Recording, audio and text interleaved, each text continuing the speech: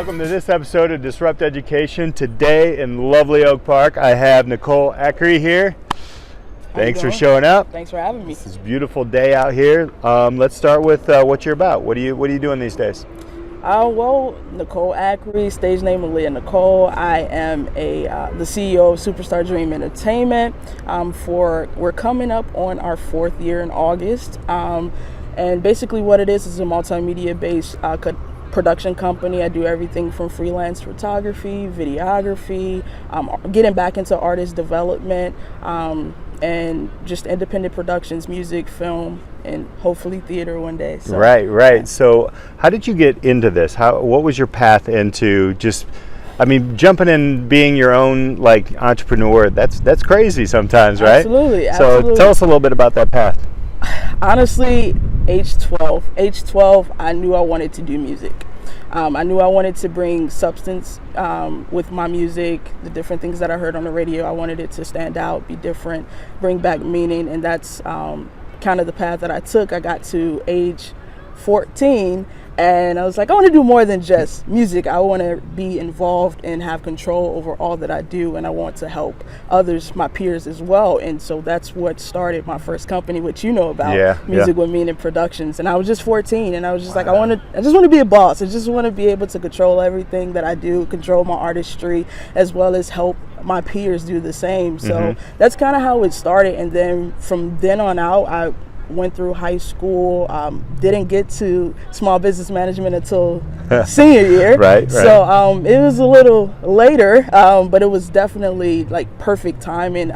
Get into small business management, learning more about how to adequately run a business, and that just gave me, the keys that I needed as I went into the real world to continue on with my company. And then once I reached, I think I was 22.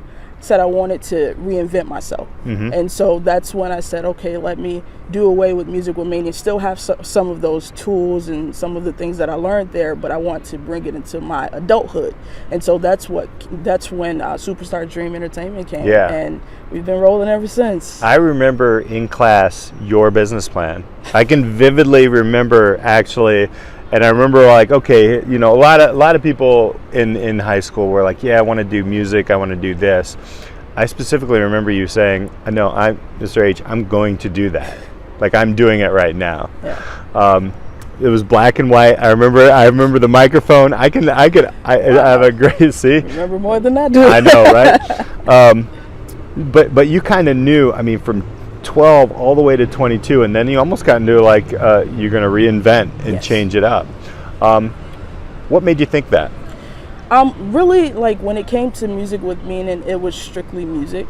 I can go back to my senior year in high school where I took small business management class, changed my life, but another class that changed my life was TV production with Mr. Codney. Yeah.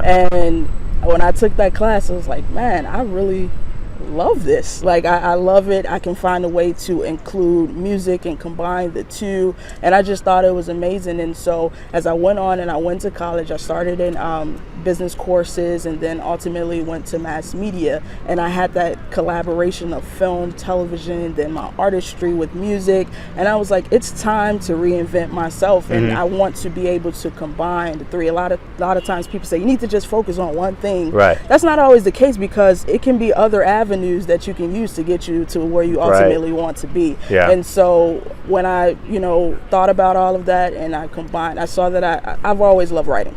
So I saw that I can combine my music with writing film, short films and things of that sort, and I just thought it was amazing.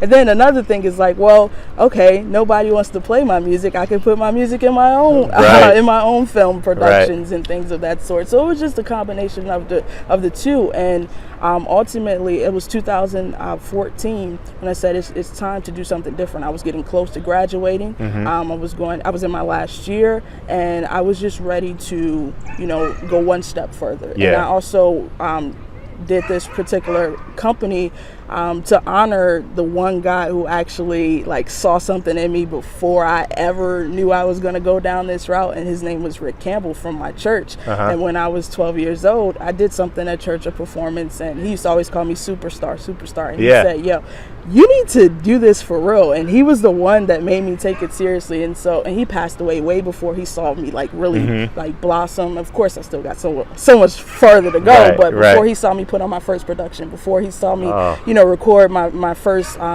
CD. We got it right here. So I did that to honor him. The payoff. Tell us a little bit about this. What was your journey like through this? There's a lot of stuff that goes into something like this, I'm sure. Like Absolutely. this is you got cover art, you got 7 songs here, you got everything on here. Yeah, journal entries of the payoff. Journal entries of the payoff actually happened out of nowhere. I was in a place right after college. I graduated in 2015, and after college you get into slump. You get into a slump. It's like when you don't have life planned out or it didn't plan out how you thought it would. And so now you're here like no job. Okay, what do I do now? Or working this part-time job. What do I do now? And this is when I was in Atlanta. And I really fell into a deep depression. I mean, it was horrible. To the point where I just didn't want to do anything. I gave up on music. I didn't want to write. I didn't want to sing. I didn't want to rap. I didn't want to do anything. And honestly, what happened, it was just one day I just cried. I felt like I cried all I can cry. I have to be honest, I drank all I can drink. And it's like, okay, I have to do something. I have to find my way back. And my way back to myself was my way back to my music. And I just picked up a pen, got in my music room, and I just started recording. Not recording, I just started writing.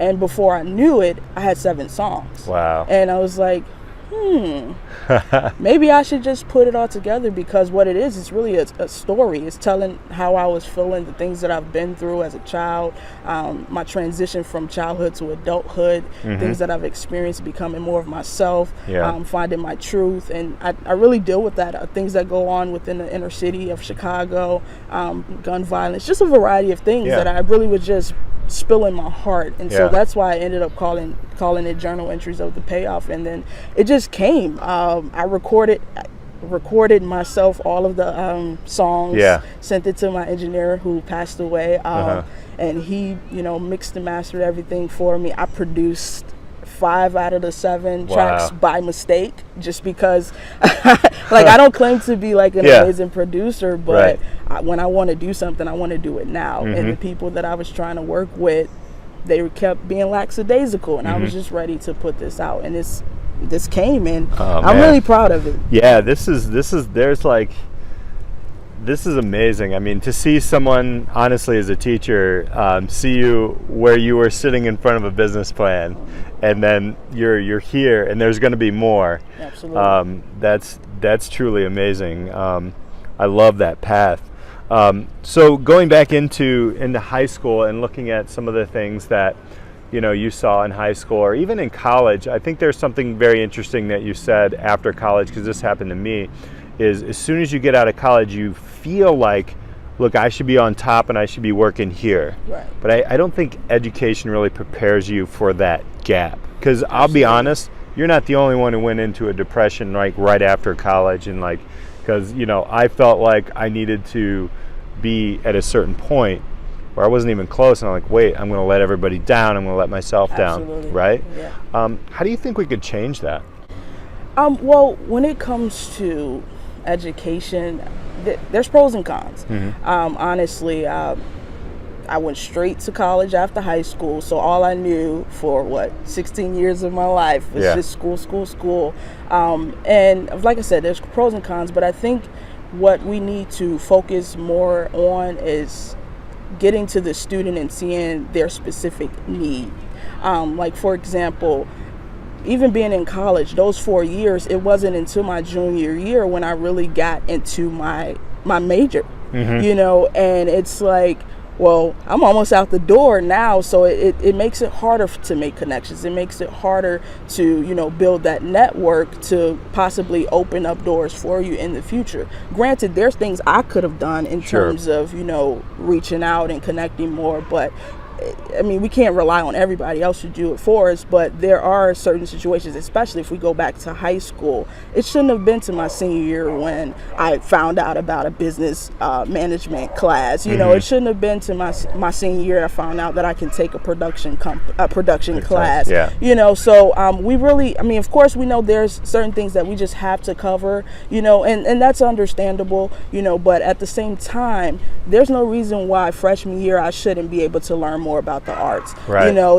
especially for me being a creative, you know what I'm saying? So I think like it's very important that we focus on all aspects. And for me, of course, I'm passionate about the arts, and everything shouldn't just be extracurricular or just an elective, you know, and so because I was very involved with gospel choir all 4 years, but I didn't, in school where it was part of the curriculum, at least an elective, that's when I got into small business. That's when I got into production. I was out the door.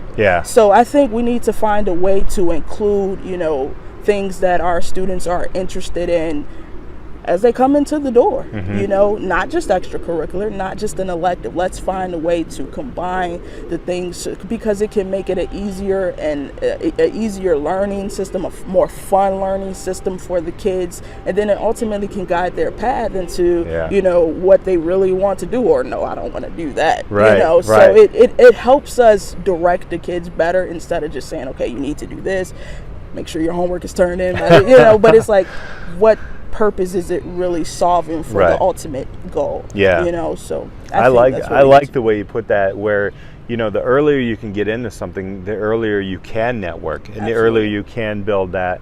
You know, I never thought about that, because in college, we had a discussion right before we started filming about like how I went into it right away, and then all of a sudden you're out. You're like, wait, what just happened, right? That's a great way to put it. I appreciate that. So where can people find you? Where can people find this, The Payoff? I'm literally everywhere. Aaliyah Nicole is the stage name. You can go to www.mysuperstardream.com. All of my social media handles are there: Facebook, Twitter, Instagram, YouTube. Everything is on the website. So if you go to www.mysuperstardream.com, you will find me. Awesome. And then also the EP itself, it's on the website, SoundCloud, and then you can download it and purchase it at all digital retailers. Awesome. That is fantastic. Thank you so much for sharing. Thank you. It's a great day. It's always a great day when you see a previous student just create. You know, this was on paper in high school. I saw it, and then you've created it, and there's going to be a lot more to come. So we look forward to you disrupting the music industry, and we'll keep disrupting education. Until next time, guys, we'll see you.